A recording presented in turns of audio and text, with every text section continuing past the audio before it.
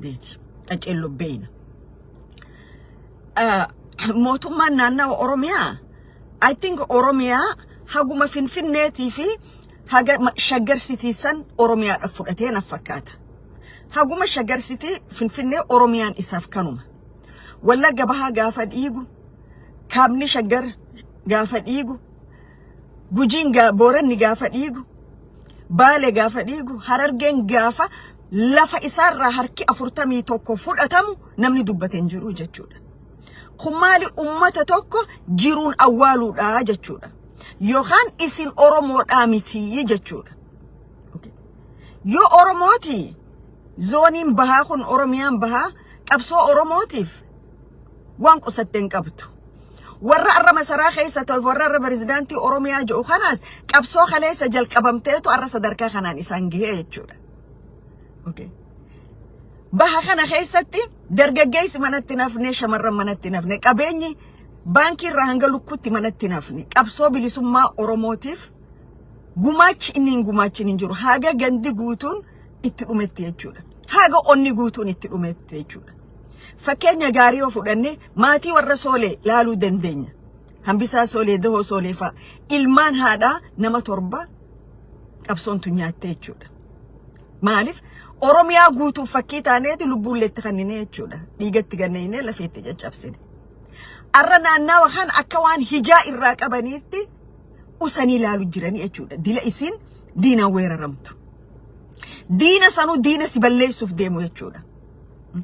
Diina ati Oromoodhaa miti je'ee kaleessa sababa nuti Oromoodha je'ameef manguddoo Oromoo warra akka gooticha jaarraa abbaa gadaafaa Magdishoo keessa ganna 5 dhaabee jechuudha.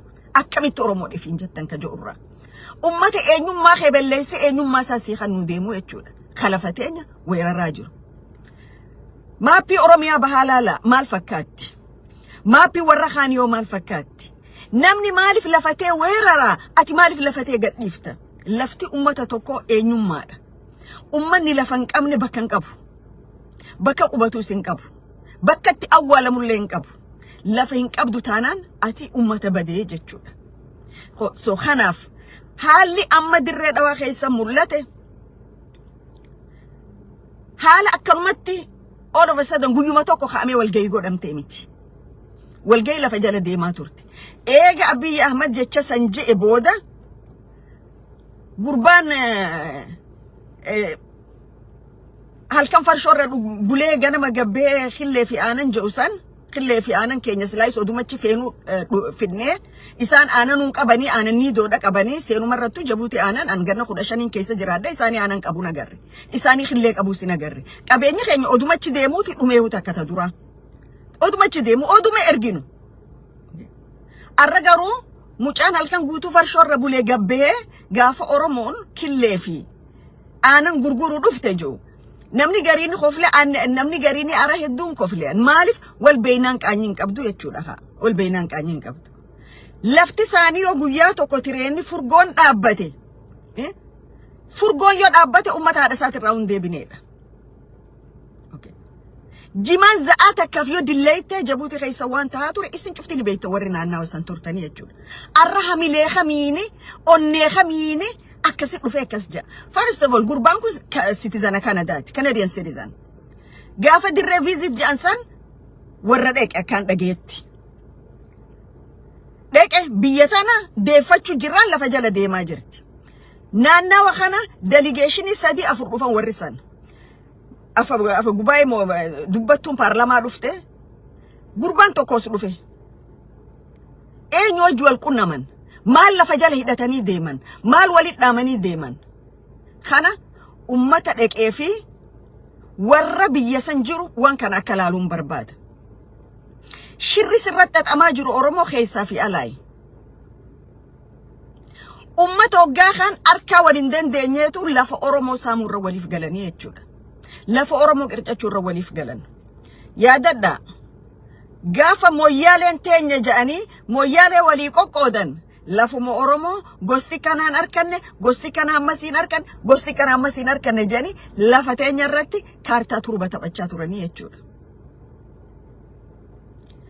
Kakara dirree dhawaatti as deebi'u.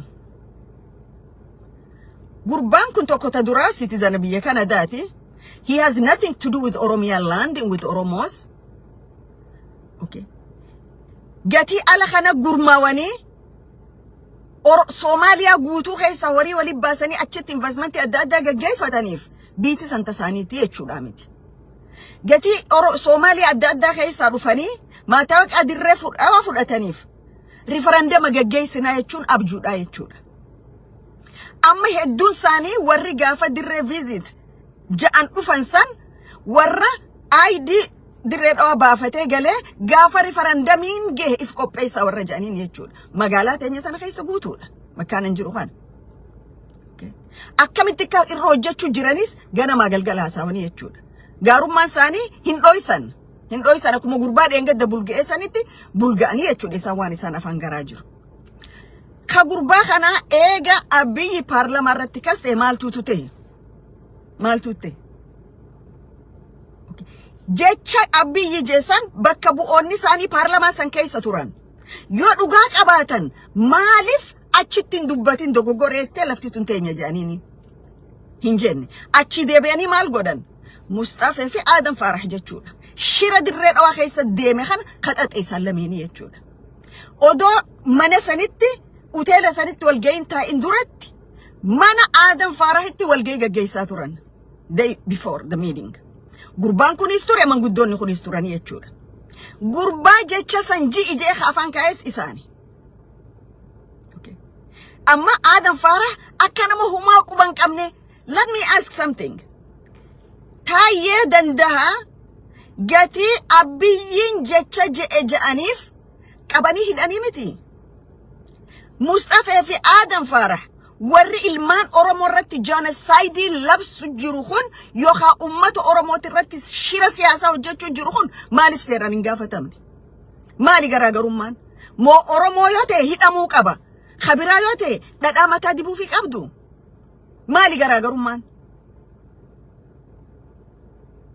Shira amma deemu jiru kana keessa 100% Adam Farah ifi gurbaa baqataa kaampii riviijeet irraa Oromoon galchitee bulchiinsa kililii shanii godhan kana warri ajandaa kanaan deemu isaani. Abjuun isaanii ta Hawaashii gadiisanii jechuudha.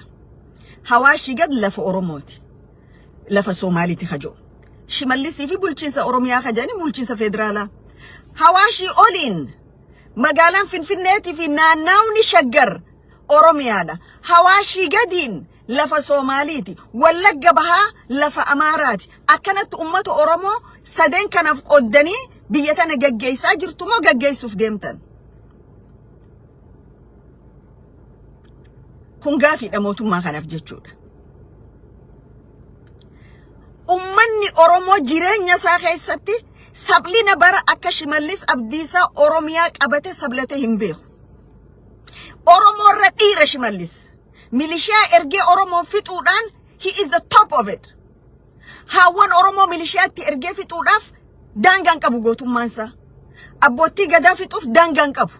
Dargaggeessa Oromoo rashanuuf daangaan qabu. Mormitoota dhaaba siyaasaa warra qabattee urgee harka qullaa ajjeesuudhaaf gootummaa caalte qaban. Garuu weerartoota lafa Oromoo weeraraa jiran jecha tokko jechuun hin dandeenye jechuudha. Ka ummata Oromoo akka tuffatamu godhe isi mataa keessanii jechuudha. Garuu ummanni Oromoo kana fitti hin dhiisu. Arra ummanni baha Oromiyaa waan silaa wahiin firraa dhoorku cufa harkaa guurtanii harka qullaa dhaabdanii horii federaalaatiin kililii shanii fi warra qubattoota shinniilee hidhachiiftanii ummata keenyaan ficcisiisaa jirtan. Intalo Oromoo talakkuu garaa qabdu Saaniyaa Ziyaad ka ajjeese poolisa naannawa Somaaliiti. Quba qabdan isinis jecha tokko hin jenne. Dhiini Oromoodhaa Oppiidiyoo biratti bishaani. Dhiiga Oromoo ka ganna qamurra bishaanni hiina jedhanii olii gayyaa'aniitu irra vaaliyuu qaba. Oromoo yoo dhumte Oppiidiyoon dhimma hin qabdu. Mustafaa fi Hassan Adam Farah yakka olii hojjetan jechuudha biyyaa fi Oromoo irrattis. Garuu Taayee dandaa jecha sentensii tokkooni hiitan jechuudha. Arra uteelli dirree dhawaatti walgeessan gaggeessa silaa uteela Oromoo ta'e less than 24 hours keessa cufamaa jechuudha. Zaadi damii furii gaditti cufama. Maaliif Oromoo ta'a? Harki abbaanii fi ndhawe naman dandamuu jedhanii miti. Horii abbaan dikeen darbe ambiti dhagaan darbiti jedhan. Oppidiyoon ka Oromoo tuffachiise isaan waan ta'eef weerartoonni Oromoo irra geeraraa jiranii jechuudha. Warri Amaaraa maaliif akkasii hafarsuu barbaachise waa'ee dirree dhawaa keessaafu warroottan homeless politician warri ka dur isaatirra ture kun maaliif akkasii hafarsuu barbaadan? Maaliif akkasii Oromoo irratti xiyyeeffatan? Maaliif akkasii lafa Soomaalii waan ni jedhanii dubbatan? Dhuga Soomaaliif yaadaniiti, dhuga Soomaalii jaalataniiti. Lakki sagantaa lafa kaayamteetu jira isaanii wajjin jechuudha. Soomaaliif warra Amaaraati wajjin. Sagantaa lafa kaayamte maali? Gaafa lolli kaabaa jalqabame baha Oromiyaa waliin weeraranii Hawaashi gad Soomaalii achi oliin lafa Amaaraati jechuudha. Mustafa is playing double card. Mustafa warra Amaaraati wajjinis waan godhu jirutu jira jechuudha. Karaa eenyutiin? Karaa Faisal Robleetiin. Amaara wajjin waan godhu jirutu jira. Mustafa weerartoota warra kaabaa amma Oppidio haaree ummatee lola bane kan wajjinis waan godhu jirutu jira jechuudha. Warri kun akkuma nama ijoollee waa dura kaayee ijoollee waa dura keessa eegattanitti taphatti miti. Gaafa isaan paarlamaa fi mootummaa keessa neexan baddanisin. Ummata biyya isaaf irra diigee dhufe biyya wajji bulchinaa jettan.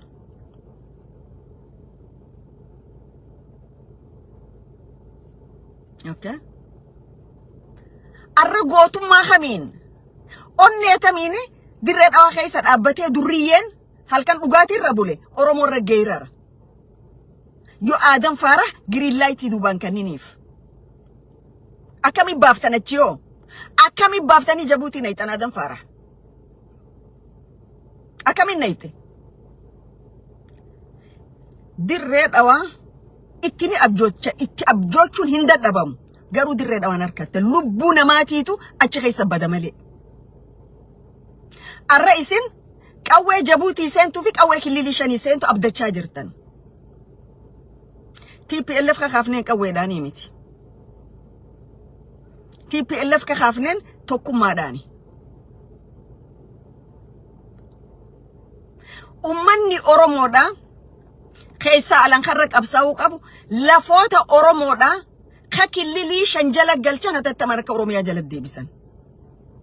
Abiy Ahmed maal je paarlamaa irratti የሶማሊያ ክልል የይገባኝ ጥያቄ ያላቸው ከአንዳንድ ቀበሎች ላይ ምንም የላቸውም በታሪክም የላቸውም በምንም ጅጅጋ ራሷ የኦሮሞ አካል ናት ኦኬ ሀገፊሪ ብሽንጋን ቀበን ባለራታናን ቦረነራታናን weerartoonnitun sagantaa bara 77 Hawaashi gadi lafateenya shanan Soomaalii jedhusan if duuba kaayanii deeminsi isaanii kun nama cufa gatii kafalchiisu ta'a. Dirree dhawaa kana baay'ee kafalmachuu jiru. Keenya jo Ogaden Mo'isa.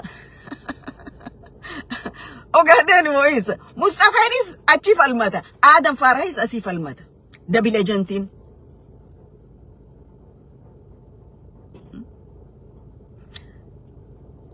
Namni bakka takka dhaqee qubateef biyya isaa hin ta'u.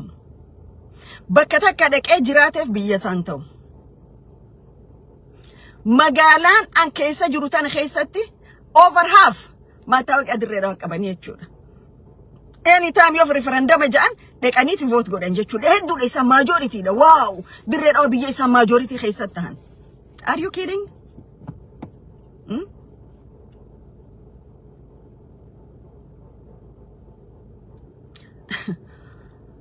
Abjuun jara kana karaa dheeraadha. Jara kana haga isaan lafa daangaa bahaa cabsanii seenan mootummaan kun tuffachiise mootummaan dargii hamaan san hin tuffachiifne generaalonni yeroo san turan sammuu isaanii sammuu impaayira tiisuu sanaa taatu malee dhalti Oromoo ka yeroo san ture haga firii qeensaa kana dangaa san cabsuu ittiin dhiifne generaalonni arraa maqaa Oromootiif yaadu lafa Oromoo gurguratanii sooromu malee dangaa Oromiyaatiif dhimma hin qabanii jechuudha. Amaniin harka generaalota garii I will call the name. Haayiluu Gonfaa ganama galgala waa barreessa maqaa namaallee waggaa hedduu yaamuun jaaladhu garuu isa ni yaama. Maaliif maqaan generaala? Warri kun sila warra dangaa tiisu. Obboleeyyan lameen qawwee wal dha'uun haa dhaabbatu jedha. Waliin jenna. Dangaa Oromiyaa ka cabu jiru kana sentensii tokko barreessitee beektaa Haayiluu Gonfaa? Dangaa tokko sentensii tokko. Dangaan Oromiyaa kabajamuu qabeettee barreessitee beektaa? Atiif Oromiyaan Finfinnee fi Shaggar Sitii qofaa jechuudha.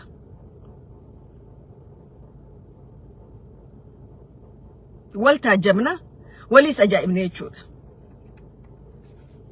Ummanni arra Oromiyaa baharratti saayilanti gootanii harka alagaatiin lafa isaa dabarsitanii harka alagaatiif kennitanii ummanni kun akka daangaarra dhiigu warri godhaa jiru isinii jechuudha.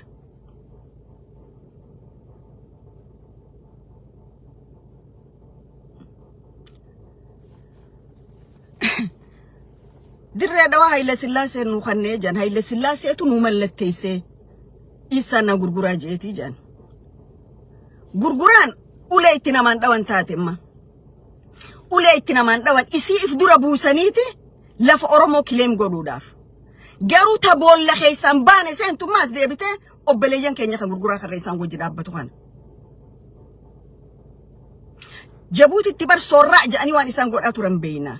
Gaafa ijoolleen garii nuti Soomaaliyattu soorraa ja'anii nuun adda baasanii ilaalanii hin beekan. Arra lafa Oromoo barbaaddachuu fi walaalee hin gurgura ja'anii walaalamatti hidinaan. Iskuma naddawwidanaan. In yeroo la'agaat ku gadatteen inay jirto ay dhici kartaa. Laakiin gurgura hadiid la dul maro oo dhur Oromoo lagu weerara maaha. Dildila isin kaayyatanii irraan dabartanii lafa Oromootiin qabattanii miti. Okay. Kanaaf ijoolleen teenya tahee gare waliin qabnu ta bishaan tokko horii obaafannu ta dheeda tokko waliin dheechifannu ta qubsuma tokko irra waliin jiraannu ta du'aa jiruu waliin qabnu diinaaf gumaatan bahina. Diinaaf gumaatan bahina. Isin qabatanii tarra Oromoo xiqqeessaa jiran. Kaleessa gaafa baqattanii biyya isaanii dheeytan kubbaayyaa bishaanii isin hin obaafne. Numaatu Jabuuti qorqorroo sanii fi kaartoona sanirra waliin ciisaa ture jechuudha. Tokkoon isaanii isin Soomaaliidha hootaa bishaan dhugaa isiniin hin jenne. Arra eessaan dhufe. Maaltu samii irraa gabbu'e arra? Maaltu dhalate? Isiniif ta'uu dhiisaatii ifiifu waliif hin taane isaan. Ifiifu waliif hin taane. Election Minnesota keessatti waan wal godhan agartanii jechuudha. Ifiifu waliin taane akkamisiifta. Garuu duyda keetirraa ajjatee dirree dhawaa kileem godhee achi booda kalafarraa balleessu sihii jechuudha. Ittiin dhiifnu. Atis baduun qabdu nutis baduun qabnu jechuudha. Waliin jiraachuu qabna. Ammoo ha waliin nu dhawee lafa teenya san barbaaddachuu deemu waliin dura dhaabbachuu qabnaa jechuudha. Hidda dhiigaa waliin nu hidha. Hidda dhalootaa waliin nu hidhaadha.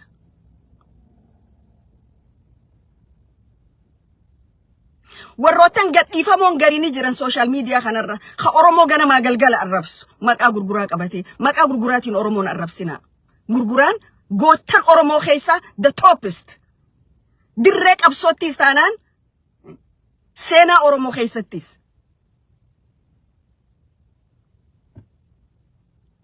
Warri garii moorri asirra nama arrabsaa oolu warra kalee obboleeyyan qabsoo bilisummaa Oromoo keessatti lubbuu dabarsanii abbaan mana hidhaa keessatti torchitti ta'e itti dhumeedha. Warri arra Oromoo xiqqeessu. Wal beeyna garii keenya hidda keenya wali ejja. Dhiigummaas qabna. Maqaa gurguraa dhawattee Oromoo arrabsuu dura Dem mati radalateeftehi. Dem dhalatee tadalteeftehi tadeesseef. Dhalateeti fintaane haadhateeti fintaane Oromoota miftaat. An Oromoof dubbachuu dura maatii kootiif ta'uu narra jira. Ilmaan kootiif ta'uu narra jira. Warra na dhale waalida kiyyaaf ta'uu narra jira. Achi boodaan Oromoodhaaf tahaa jechuudha. Warri mataa isaanii hin danda'in gaafa gabbaanii Oromoo arrabsa maqaa kana qabatanii baay'een gadda. Garuu bakka hin buutan. Maaliif jennaan? Bad apple is everywhere. Apple kaartoona guutuu badaa tokko keessa jirutu ajeessa. Warra akka kanaati jechuudha. Warra haati dirree baqaatti xaasaa bishaanii tokko naa bititti irraa dadhabdeetu maqaa ummata gootaa kana qabatee ol beega namaa galgala Oromoo arrabsaa oolaa jechuudha.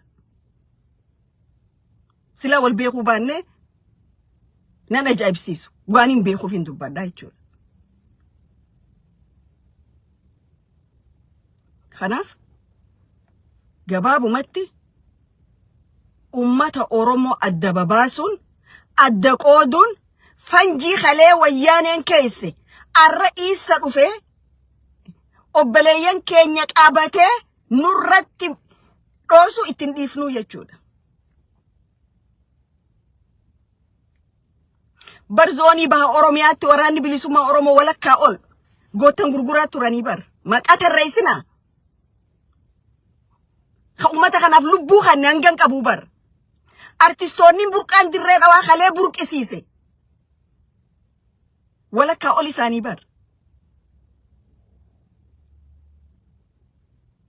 Arra warra kana qabatee isa Oromoodhaan dha'uu barbaadaa jechuun obbaleeyyan lama.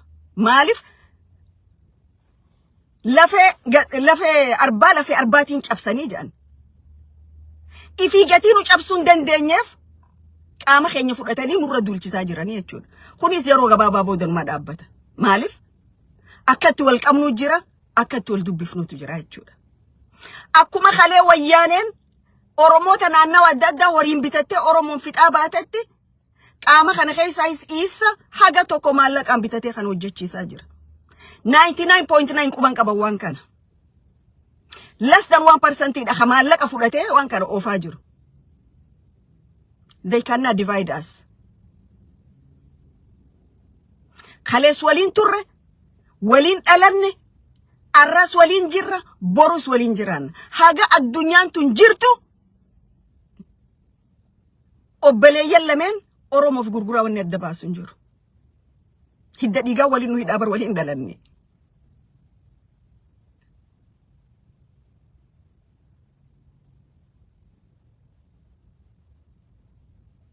Okay. Kanaaf waan cufaafu Oromoon if dhaggeeffadha. Waan cufaafu Oromoon laalaa maaltu tahee ja'a laala. Dubbiin dirree dhawaa magaalaa guddittii Soomaalii godhuuf Aadan Faaraxii fi gurbaan Mustafeen oofu jiran yoo Oromoon duute qofa milkaawaaf.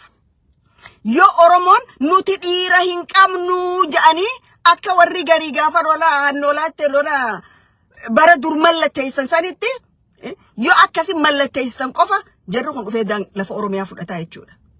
Nuti dhiiraa miti Oromoo keessaa dhiirti dhumtee gaafeettan. Jarri kun sagalee ol kaasanii iyyuu ni beekan. Amma dura sagaltamoota keessa baxraananii usaa taa'a jedhanii dadhaban. Waan taatanii beeytanii jechuudha. Manguddoota ergattanii Oromoo wajjinis waliin nu araarseettanii beeytanii jechuudha. Arra namni firiin lama itti aanaa Prime Ministeriitii fi paarlamaa keessa seenuutu cidhaan hin qabne isin uume jechuudha. Meedee maatii Jabuutii san qulqulleessaati magaalaa godhadhaa. Jabuutiin isin harkan jirtu. Isin harkan jirtu Jabuutiin. Jabuutii kamurteessuuf, kamariisisuuf dhalataa Côte d'Ivoire. Ilma hidda dhaloota West Africa Tommy nama Ivory Coastiitu isinii muree murteessaa jira jechuudha.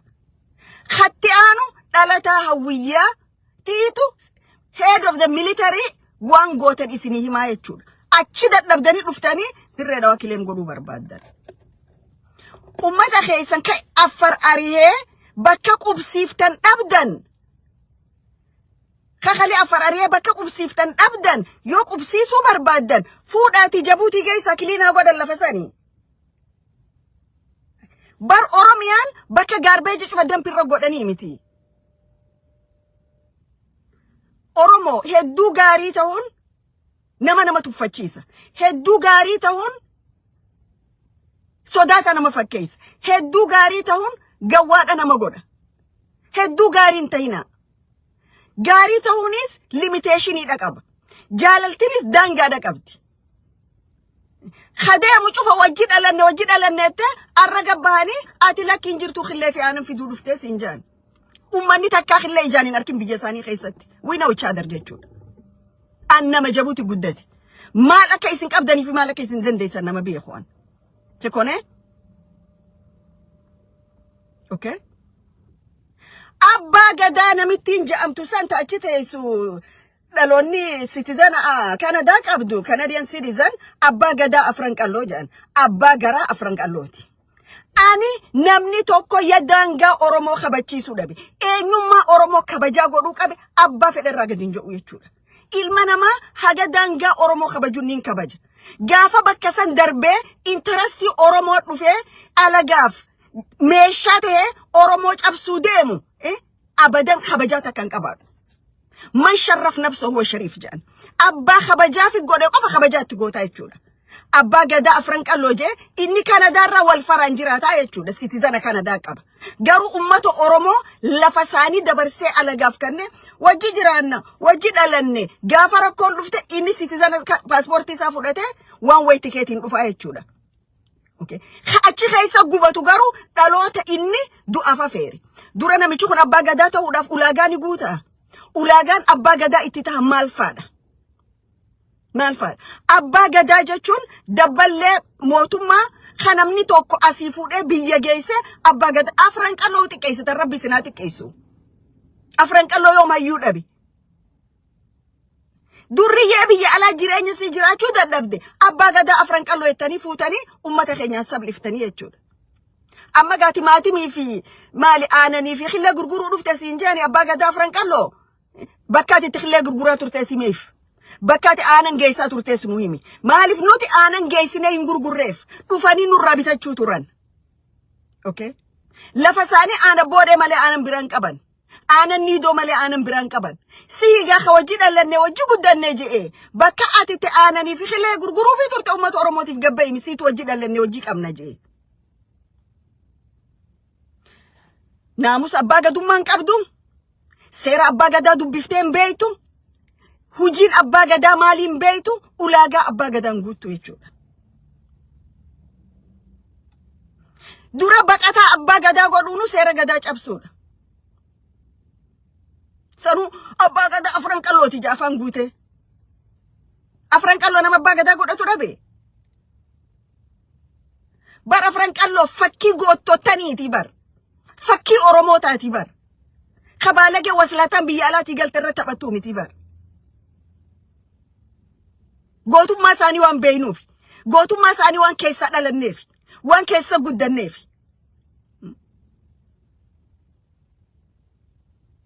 namni du'en galu malee silaa gootten kaleessa galanii atis abbaa gadaan taatu baalageenis dirree dhawa keessa teessee harkarran itti niqattu jechuudha Oromoo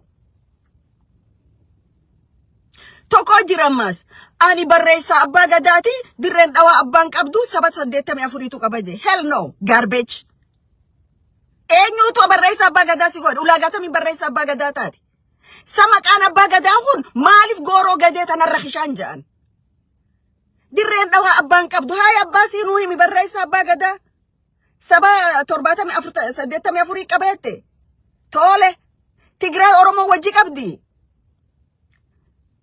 Gojam Gondar Oromoo wajji qabdi Afar Oromoo wajji qabdi Hawaasa Oromoo maali Sidaama Oromoo wajji qabdi lafa Guraagee wajji qabdi lafa Silxee wajji qabdi lafa Soomaalii wajji qabdi maaliif lafa Oromoo waggaatee wajji qabaanna dirreen dhawaa abbaan qabdu je siitu abbaan qabne barreessa afran qalloo kayfiin jettu barreessa abbaa gadaa afran qalloo kaytu siitu abbaan qabne malee dirreen dhawaa abbaa qabdi Abbansi ummata Oromoo ja'aniini. Hortee afran qalloo ilmaan bareentoo Oromtichaati. Anasitima. Barreessa abbaa gadaatiit. Abbaa gadaa sobaa, abbaa gadaa dhugaa Oromoo ukkaamsu. Okay. Naggaadee akka keetii barreessaa godhatee ummata Oromoo dirree dhawaatiin jiruun gidiraa jirtan jechuudha. Rabbiin ibidda keessaan baane keessa kana isin galcha. Dirree dhawaa የማንም ሀገር አይደለችም የ84 ብሔር ብሔረሰቦች እሺ ምን ቀረልህ ደግሞ ሌላ የምትነግረን አንተም ደግሞ ትንሽ ቁጭ ብለህ መጥተህ እኮ ድሮ እንጨት ነበር የሚያመጡት እዚህ አካባቢና ኦሮሞ የሀገር ባለቤት ልትል ነው ትመስላለህ ደግሞ ወስላታ if kabaja warri maqaa Oromoo dhootanii Harargee bahaa keessa deemtanii lafa Oromoodhaa gurguru jirtan if kabaja. Namni usee gaarbeejii keessa dhaggeeffatu hin jiru kana booda.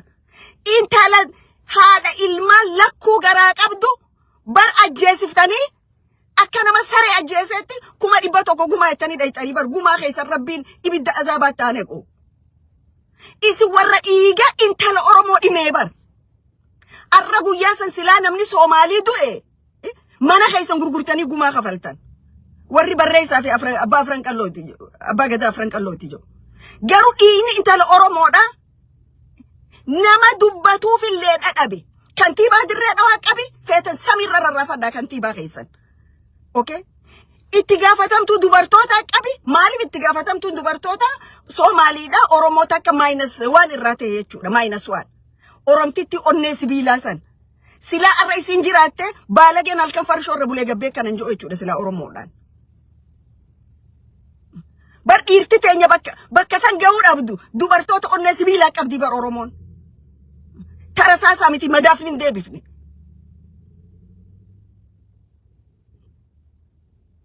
Isinirra ifkaayeeti malee ummanni kun kana sablachaa jiru kana xiqqaachaa jiru.